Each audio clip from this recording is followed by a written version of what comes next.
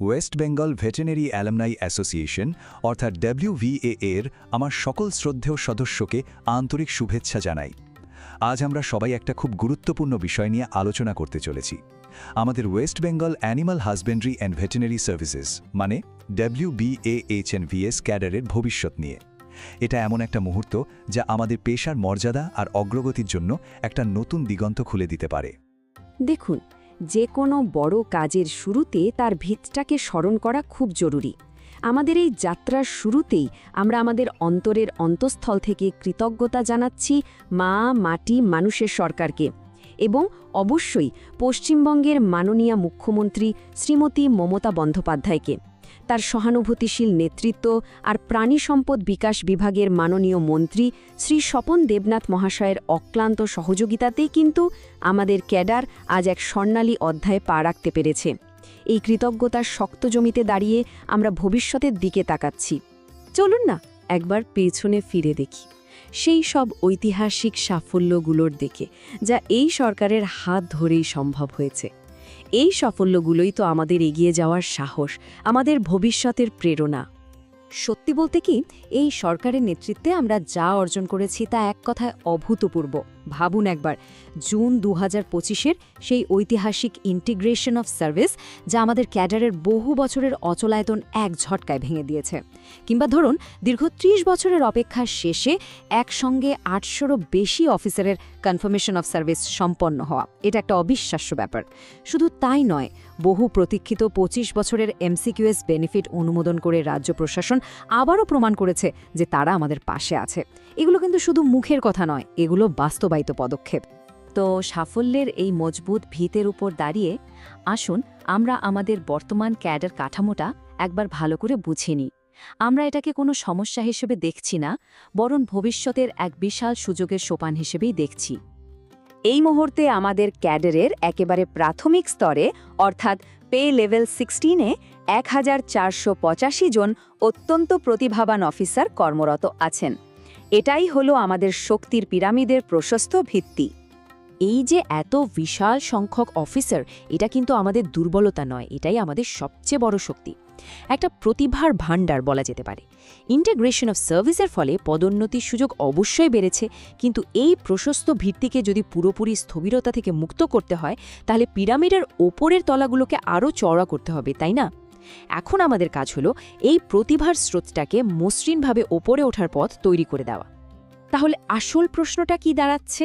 প্রশ্নটা হলো, কি করে এই অগ্রগতির গতি আরও বাড়ানো যায় আর স্থিরতা শব্দটাকে আমাদের ক্যাডার থেকে চিরতরে মুছে ফেলা যায়। আর সবচেয়ে বড় আশার কথা কি জানেন? এই কঠিন প্রশ্নের উত্তরটা খোদ রাজ্য সরকারই একটা যুগান্তকারী নির্দেশিকার মাধ্যমে আমাদের হাতে তুলে দিয়েছে। হ্যাঁ, রাজ্য সরকারই আমাদের সামনে একটা সুস্পষ্ট রাস্তা খুলে দিয়েছে। একটি অসাধারণ সরকারি মেমোরেন্ডামের মাধ্যমে এই সমাধানের চাবিকাঠি এখন আমাদের হাতে। এই যে স্ক্রিনে আপনারা দেখছেন, এটাই হলো সেই ঐতিহাসিক নির্দেশিকা, অর্থ দফতরের মেমোরেন্ডাম নাম্বার 663। এই নির্দেশিকাটাই আমাদের প্রস্তাবের মূল ভিত্তি, আর এটা সবচেয়ে বড় প্রমাণ যে আমাদের এই নিরলস প্রচেষ্টা সরকারের নীতির সঙ্গে 100% সামঞ্জস্যপূর্ণ। যদি খুব সহজ করে বলি, এই মেমোরেন্ডাম বলছে যে কোনো সার্ভিস তাদের মোট পদের সংখ্যা 1 রেখেও নিচের স্তর থেকে কিছু পদ কমিয়ে সেই পদেগুলোকে ওপরের স্তরে নিয়ে যেতে পারে।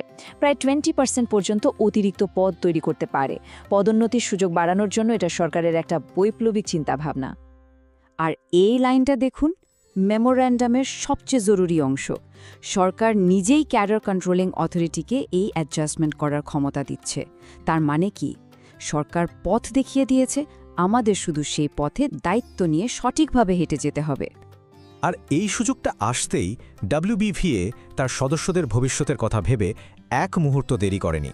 আমরা অত্যন্ত দ্রুততার সাথে একটা দৃঢ় পদক্ষেপ নিয়েছি এবং একটা সম্পূর্ণ তথ্যভিত্তিক ও যুক্তিযুক্ত প্রস্তাব সরকারের কাছে পৌঁছে দিয়েছি। এটা অত্যন্ত আনন্দের সাথে জানাচ্ছি যে WBVAর পক্ষ থেকে একটা পূর্ণাঙ্গ ক্যাডারে রিস্ট্রাকচারিং প্রস্তাব ARD দপ্তরের এডিশনাল চিফ সেক্রেটারির কাছে আমরা আনুষ্ঠানিকভাবে জমা দিয়েছি।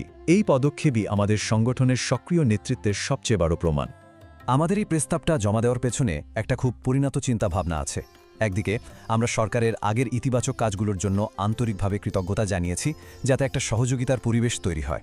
কিন্তু ঠিক তেমনই অন্যদিকে আমাদের পেশার মর্যাদা আর ভবিষ্যতের জন্য যে দাবিগুলো অপরিহার্য, সেগুলো আমরা অত্যন্ত দৃঢ়তার সাথে তুলে ধরেছি। এই সম্মান ও দৃঢ়তার ভারসাম্যই আমাদের সাফল্যের চাবিকাঠি হবে বলে আমরা বিশ্বাস করি। বেশ, তাহলে এবার সরাসরি দেখে নেওয়া যাক WBVA এর পক্ষ থেকে যে প্রস্তাব আমরা জমা দিয়েছি তাতে ঠিক কী কী দাবি রাখা হয়েছে, যে দাবিগুলো আমাদের ক্যাডারকে একটা আধুনিক আর গতিশীল রূপ দেবে। আমাদের প্রস্তাবের 3টে মূল ভিত্তি আছে। প্রথমত, ইন্টারনাল অ্যাডজাস্টমেন্ট করে 20% পদকে পে লেভেল 19 আর 21-এ তুলে আনা, যাতে আমাদের পিরামিডের মাঝের অংশটা চওড়া হয়।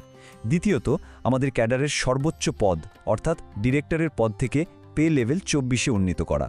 আর সবশেষে তৃতীয়ত, এই সর্বোচ্চ পদটিকে এক্স অফিসিও সেক্রেটারির মর্যাদা দেওয়া, যাতে আমাদের সার্ভিসের প্রশাসনিক গুরুত্ব আরও বাড়ে। মনে রাখতে হবে, আমাদের এই প্রস্তাবটা কিন্তু শুধু বেতন কাঠামো নিয়ে নয়, এটা আসলে আমাদের সবার জন্য একটা সম্মানজনক কেরিয়ার প্রোগ্রেশনের পথ তৈরি করার প্রয়াস। এটা আমাদের বছরের পর বছরের দক্ষতা আর অভিজ্ঞতার স্বীকৃতি আদায়ের লড়াই। আর সবকিছুর উপরে এটা আমাদের পেশার প্রাপ্য মর্যাদা সুরক্ষিত করার একটা সম্মিলিত দাবি। তাহলে এখন সবচেয়ে বড় প্রশ্ন হলো, এই লক্ষ্যে আমরা পৌঁছাবো কিভাবে? আমাদের জয়ের পথটা ঠিক কী হবে? এর উত্তর একটাই, একতা আর সংহতি। আমাদের সম্মিলিত শক্তির ওপর এবং সরকারের ইতিবাচক মানসিকতার ওপর আমাদের অবিচল আস্থা রাখতে হবে। WBVA তার সদস্যদের সম্মান ও অধিকার রক্ষার এই লড়াইয়ে সবসময় আপনাদের পাশে আছে এবং থাকবে। আসুন আমরা সবাই মিলে এই লক্ষ্য পূরণের জন্য একসাথে এগিয়ে চলি।